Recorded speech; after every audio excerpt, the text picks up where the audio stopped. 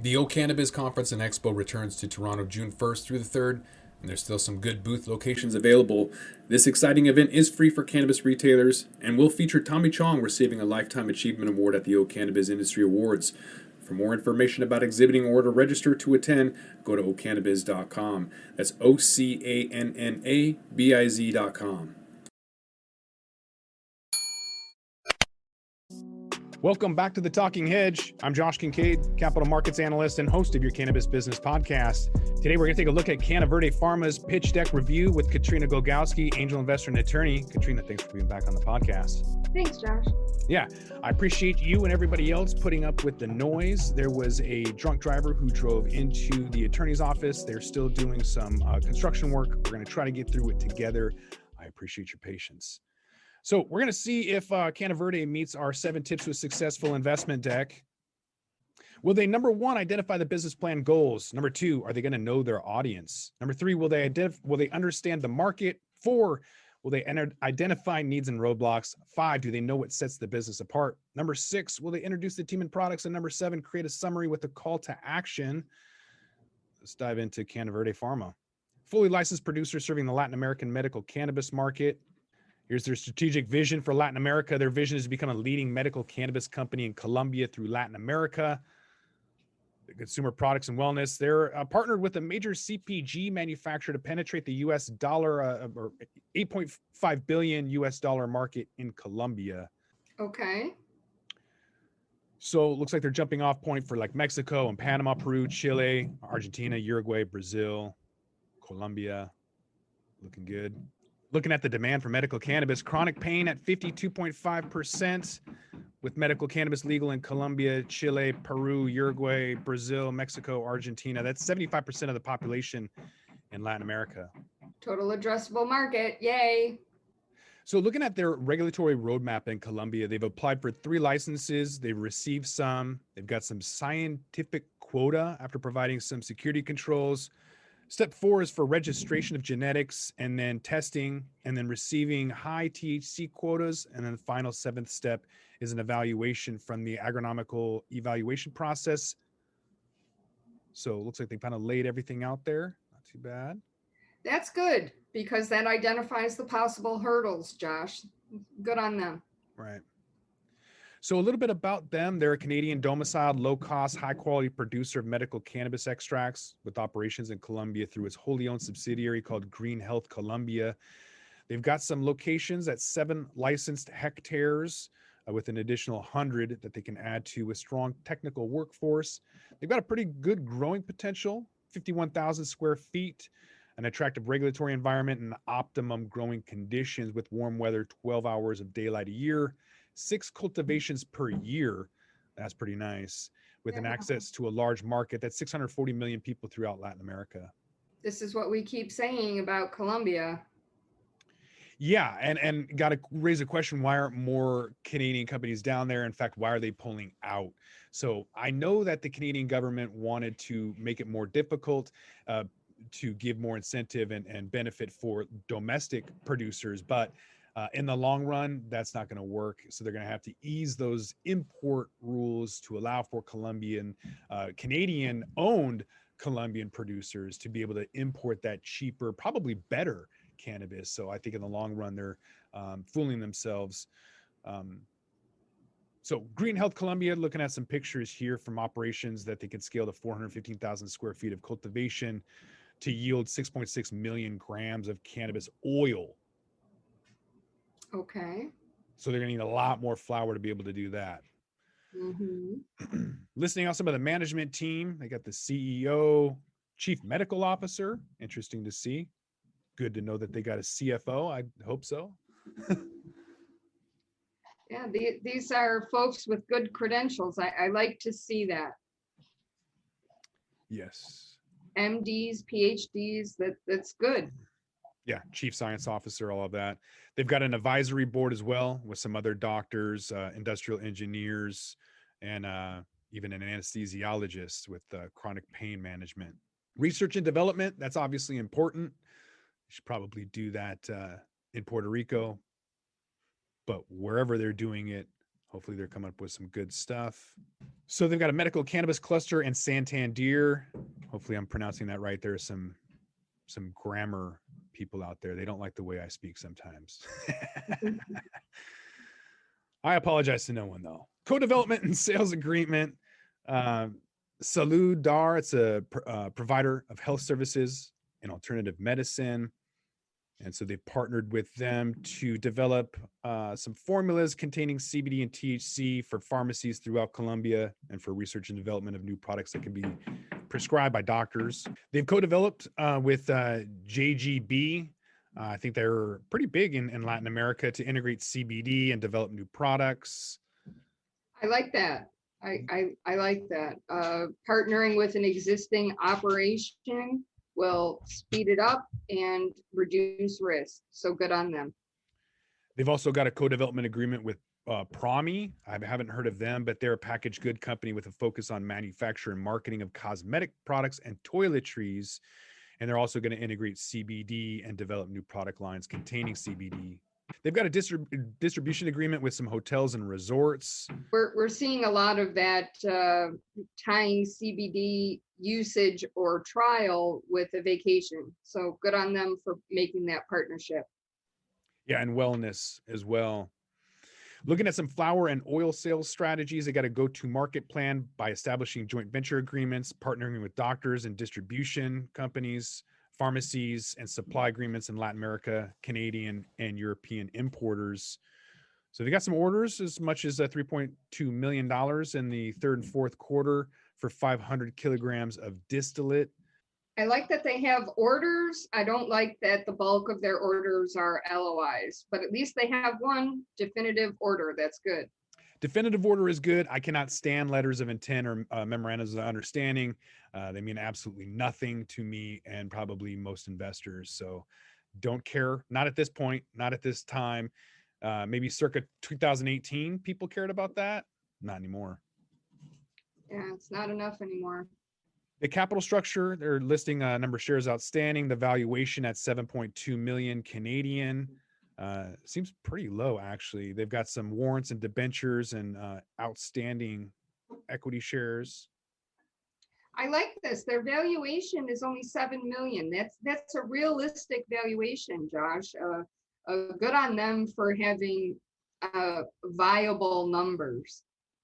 And they've actually got a capital raise. Terms and conditions, they're seeking 5 million and a maximum of 10 with a convertible unsecured 2-year debenture. 5.2 million has been invested to date with a minimum investment of $5,000. Use of proceeds are going to go to complete a evaluation with the Colombian Agricultural Institute. They want to develop proprietary medical products for the Latin American market, assist doctors and clinics, construct greenhouses, complete a GMP compliant extraction facility. They need joint venture agreements to produce CBD wellness products, and then sales and marketing and operation expense. Good on them. This is what we like to see. Actual terms and how they're going to use the money. Good on them. Yeah, this is a great slide. We normally don't see this from somebody like this. So CannaVerde Pharma, that is it. So bringing in our 7 tips with successful investment deck. Number 1, did they identify the business plan goals? I think they did. And I think they did a better than average job doing that. So yeah, full point. Do they know their investor audience?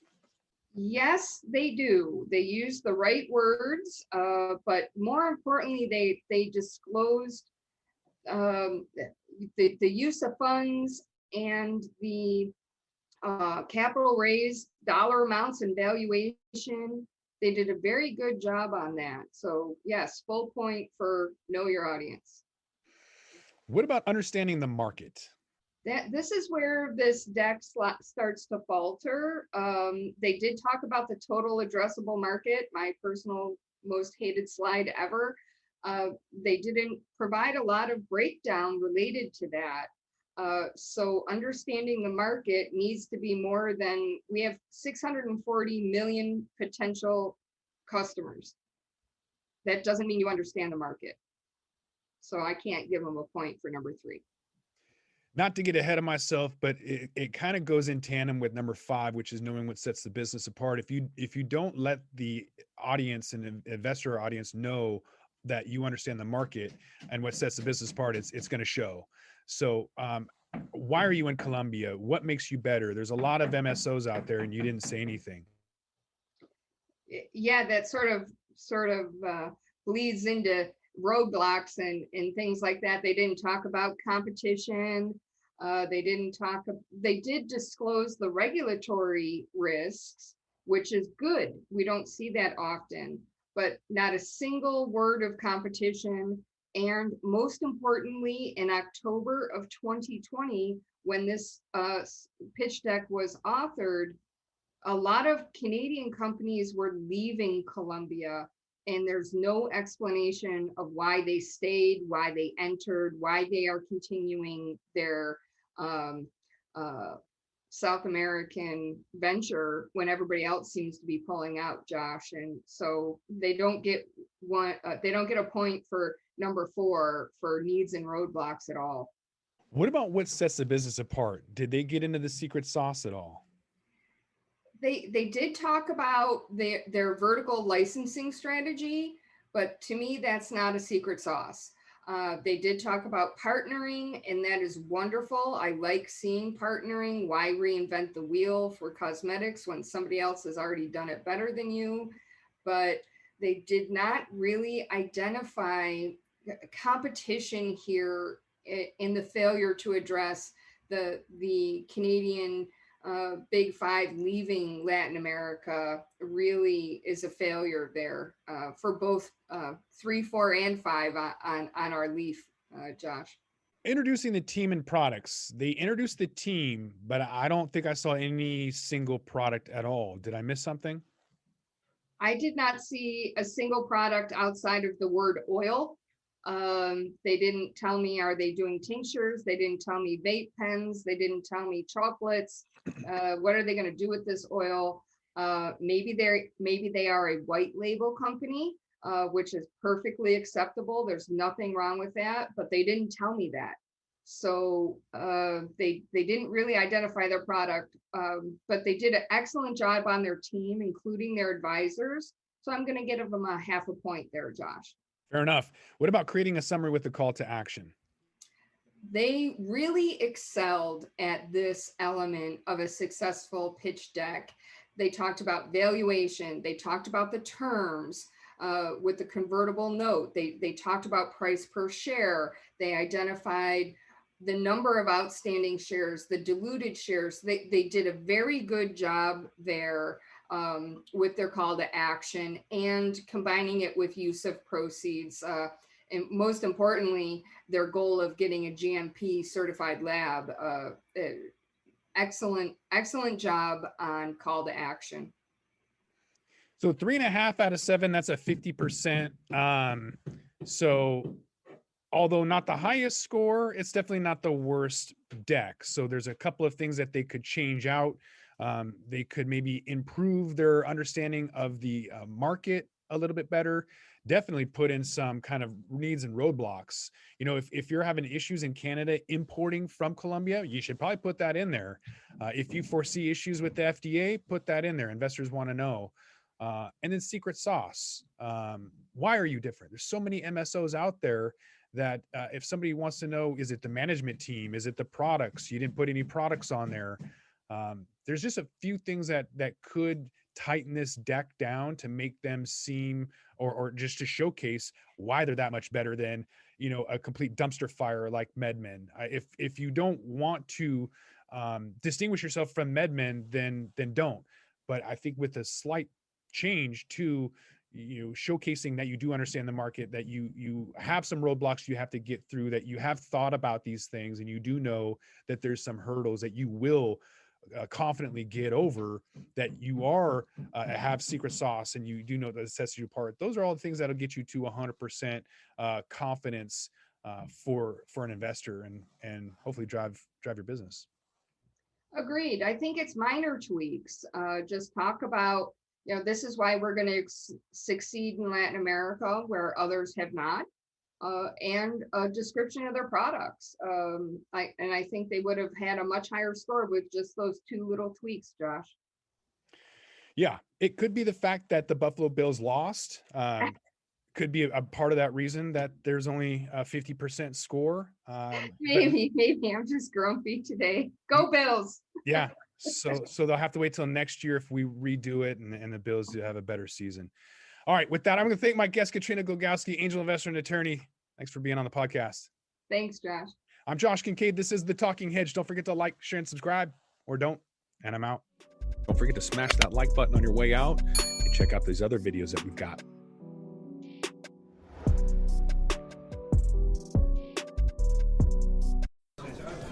I'm Larry Michigan. I'd like to invite you to join Jim, Marty, and me on our weekly podcast, The Deadhead Cannabis Show. Each week we explore the latest cannabis and jam band news and reminisce with other cannabis industry deadheads and jam band aficionados about the great musical acts that we've seen and heard. Check out a new episode every Monday at mjbowls.com or wherever you listen to podcasts.